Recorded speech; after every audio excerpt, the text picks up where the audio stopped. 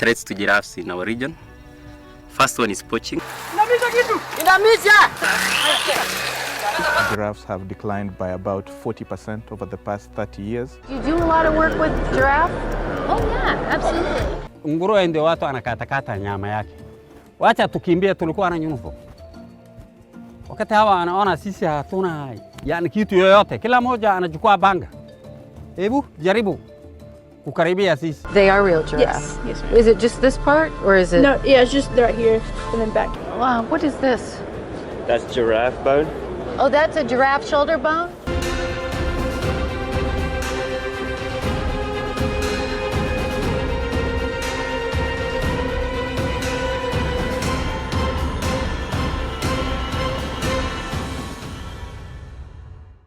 Unlike many other African countries, Kenya boasts thriving populations of wildlife. One species, however, has been on a steady decline. Over the last 3 decades alone, the giraffe has gone down by over 40%.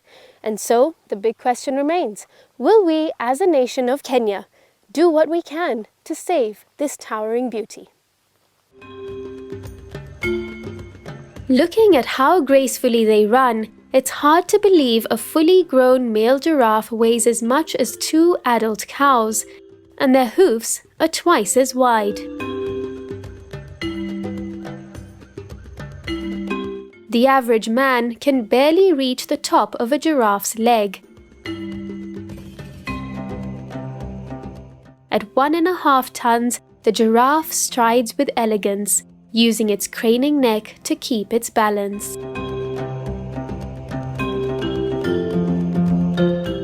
Giraffes are more than just brown and white. Their distinct patterns have set them apart. There are 4 different species of giraffe in Africa, including the southern giraffe, the northern giraffe, the reticulated giraffe, also known as the Ismaili giraffe, and the Maasai giraffe. Of the 4 species, the reticulated giraffe is the most endangered. With only 8,000 individuals left in the African wilderness and scattered zoos across the globe, a fraction of the 31,000 individuals counted in 1999. These elegant creatures have rusty brown-orange patches clearly defined by a network of thick and striking white lines. But this beauty is endangered and faces possible extinction in the near future. Due to high levels of testosterone, the alpha male in the reticulated giraffe family appears darker than the rest. Like this male. He stands guard whenever there's unusual movement towards his herd, and if the disturbance continues, the largely non-combative animals choose to vacate the area towards a more tranquil environment. But what really poses such a great danger to the craning wild beauty?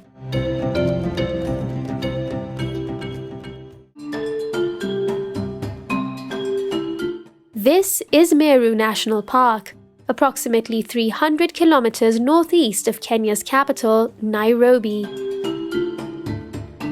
The park is home to approximately 10% of the reticulated giraffe population left in the world. Bakari Chongwa, the man at the helm of this massive game park's administration, acknowledges that poaching is the greatest danger facing the reticulated giraffe. We are facing a lot of threats on Kenyan biodiversity, emanating right from population pressures, dissemination of a lot of the what we used to call wildlife dispersal areas or corridors. And for as long as what once used to be ranging areas for these animals getting inhabited by people, they are being enclosed for other purposes other than for free-ranging wildlife. That has an impact on the reticulated giraffe. This is real evidence of what Bakari describes. Just weeks before our Giving Nature a Voice crew arrived, this reticulated giraffe was caught in a metal snare.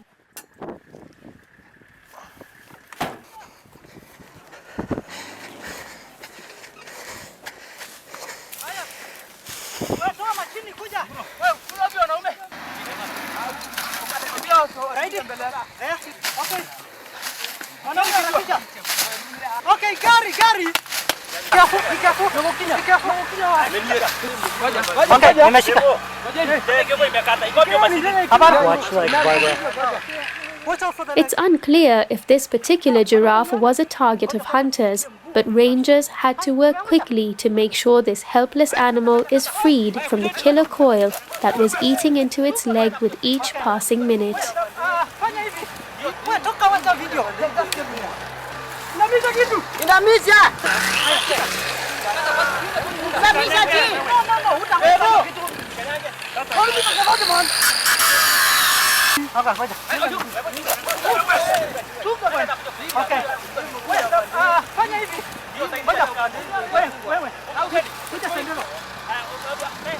We were alerted by a tourist group that on a certain place they were visiting, they noticed this giraffe wasn't, and it looked like it had a snare. So we rushed our team, we managed to sight it, and we treated the animal, and it's now gone back to quite a good healthy situation and roaming freely as it were. Meru's top ranger is happy to report that the Kenya Wildlife Service, a uniformed force in Kenya tasked with the protection of wildlife against poaching, has really enjoyed a big success. Poaching incidents have dropped by almost 70%. Very good research, and we could encourage you guys to rally researchers to bring us more information about giraffes. Before, I think 2016, there was a notion that there's only one species across the world. But 2016, we got some new findings that actually there are some subspecies that exist into distinct species, not necessarily sub. Welcome to Garissa Giraffe Conservancy. 370 kilometers from Kenya's capital. A county government-run initiative that until recently rested heavily on the shoulders of a community here. With scouts such as Ahmed Hassan putting their passion beyond money to conserve wildlife. Hii ni Boraga Giraffe Sanctuary ambayo tulianzisha kama CBO, Community Based Organization, in 1996, na tukashirikiana na KWS, shirika wa wanyama pori. Wakati huo tulikuwa na wanyama 30, 7 wakiwa wounded through bullets from the existing refugees. Hapo tulisaidiana na wanyama KWS mpaka our giraffes after 5 years they have increased in number. Today we have approximately 410 reticulated giraffes. Hassan has worked at the Conservancy for close to 20 years. For him, the giraffe is not just his favorite animal, but also a source of solace and comfort. When I saw a hatted giraffe, I feel like hatted. When I saw giraffe bruising, in fact, I come every Saturday because I'm the officer in charge here. When I happen to actually misunderstand with my wife, I just come here for a game drive. I go back while I'm happy. Surveys at the Garissa Conservancy have counted about 500 giraffes, and there's a special relationship between the scouts and the giraffes. They've even given each animal a name. During their foot patrols, the scouts name the giraffes they spot by their behavior and physical appearance. Retired Army Sergeant Hilo Tuno Nur, who's dedicated his life to conservation of the reticulated giraffe, has named most of the animals here. Moja ni mama lugha, huyu ni kiwete. Umeona kiwete iko mahali fulani, hata mtu ya mbuzi ukiuliza anakueleza. But this is not a walk in the park for the scouts tasked with protecting the species. This giraffe eats the same food and resembles the local community's most treasured domestic animal, the camel. Unfortunately, competition for the same food makes the giraffe vulnerable and a target for elimination. Nguruwe ndio watu anakatakata nyama yake. Wacha tukimbie, tulikuwa na nyunufo. Wakati hawa anaona sisi hatuna yani kitu yoyote, kila moja anachukua banga. Hebu jaribu kukaribia sisi. Unaona? Ukibata mtu yuko na mkosa, hata kama watu 4-5, una bingo hata kitu ingine wacha. The dangers facing the giraffe come from the very community that Hassan Afe, the chief scout here, has for years tried to steer towards conservation. I can tell you for sure, 90% of poaching activities is free. Even in the protected national parks, no one can say that's free poaching. Giraffes here are in danger. Some here believe their meat is healthy and even that it cures disease. Armed bandits roaming the vast northern Kenyan pastoral region sometimes forcefully overpower the scouts so they can shoot and eat the giraffes. Their priority is to conserve their cattle, a symbol of wealth. Lakini ukikuta mimi niko na mkono tupu, labda niko na fimbo na yeye yuko na nini au yuko na banga, mimi tafanya nini? Nikiongea mimi naongea tu, hawa akibeba tu mimi naenda kwa kambi ya game ndio mimi napiga ripoti. So is the extinction of giraffes an actual threat? Stay with us as we find out from researchers and scientists next.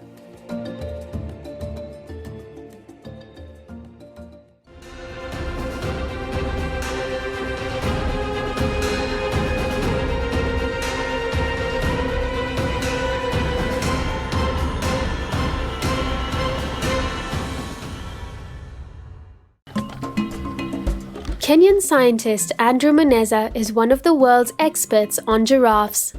He breeds, thinks, and dreams giraffes. Muneza is the East Africa coordinator of the Giraffe Conservation Foundation, a multinational science-based organization fighting to protect giraffes. We feel that giraffes are one of the, iconic but forgotten megafauna of Africa. Giraffe is one of those megafauna that is truly African because you don't find giraffe species anywhere else on the continent. In the world, they're only found in Africa. Muneza acknowledges that development is positive for the people, but is contributing to habitat loss for the world's longest striding animal. There's a lot of demand and pressure on land and what we want to do for land. I mean, people have followed what's going on with the SGR. We are seeing expansion of roads, we are seeing urban areas coming up, but then we also have to think about wild spaces for wildlife. At the Meru National Park, the senior veterinary officer, Dr. Anthony Bundotich, is trying to pick up the pieces and bridge the gap between poachers and conservationists. He's spearheading a government initiative in Kenya called the National Recovery Plan, aimed specifically at saving the giraffe. We only have about 8,000 to 12,000 reticulated giraffes in the world. Actually, and most of them are in Kenya. Some few in lower parts of Ethiopia and some parts of Somalia. So this species, the population is declining. We need to tell them that these are important species to be conserved. Secondly, is we need to try and form conservancies. Since these giraffes are mostly outside in the community areas, the only way is to encourage communities to form community conservancies. KWS is in the process of trying to enlighten the community or assist the community along Ewaso River to form conservancies where there are a lot of giraffes there. In the north, we're trying to map areas where we can form conservancies so that we can conserve the giraffes in situ, rather than translocating them into protected areas or parks. Giraffes have to devote 16 to 20 hours of their day to eating from the highest treetops. Scientists now agree that their dwindling roaming ranges is now their most serious threat. Giraffes in particular have been affected by habitat loss. They are not accessing the same type of land that they used to. They're not accessing the quality forage that they used to. They are not able to forage in the same manner. The range is becoming more and more constricted. It's a big issue whereby people are now settling in areas, in dispersal areas, where these giraffes used to stay, especially in the community areas, as I said. So people are settling in, they are encroaching, they are changing the land use systems from pastoralism, they are doing farming now, and now the giraffes are losing the areas, the dispersal areas, the habitats, sorry. In the early 1960s, the reticulated giraffe was still a common sight, stretching from Kenya's far northeast all the way to Somalia. But that is no longer the case. Successive droughts have killed more than 70% of the population, and locals here have added to the demise by consuming tons of giraffe. I mean, the last 2 years, 2017, was a very bad year for us because of the drought. And this led to conflicts between the community and the giraffes because of scarcity of resources, water, even pods, like acacia pods. You know, the pastoralists use it to feed the goats, and they compete with the giraffes. Poaching, that is in terms of bush meat. There's a lot of killing they use the bone marrow to produce some soup in the northern areas. Yeah, the tails are used for fly whisks. We also suspect maybe the skins. There must be some thread on the skin. During the dry season in Garissa, water is scarce, and the giraffes need to eat and drink. Retired Sergeant Noor and Hassan are trying to assist them. They've dug watering points for the giraffes to try and help avoid conflicts between pastoralists and their thirsty, long-necked neighbors. Ndio shimo kubwa ndio nimechimba watu, nimemwambia aenda atafuta mchanga nyeusi. Ndio mimi nimechimba, alikuwa kubwa hata akijaa wewe hawezi onekana maji, hata saa hii anajaa. Lakini wana nje ya hapa hana mahali ya kunywa maji. Washamba kila mahali amefunga. Alafu tiga usiku ndio anakunywa, mchana huonekani. Huko watu ndio wanafukuza. The duo have led their team of 19 Garissa scouts in a campaign to convince the local community to stop the cutting down of acacia trees for fuel. With a daily need of 30 kilos of acacia leaves every single day, giraffes need these trees. The scouts' effort may be noble, but it's not a big hit with the locals. The Kenya Wildlife Service have joined forces with the Giraffe Conservation Foundation to preach the value of preserving this walking Kenyan treasure. Whether it's on national protected areas, or whether it's on county protected areas, or whether it's on private or community lands. And then that means that we are conserving all the wildlife. But working with KWS actually and developing the draft national strategy, we've actually come to see that the numbers are going up in some areas. So now I'm more than happy to report that we have an estimated 15,000 reticulated giraffe, so instead of 8,000.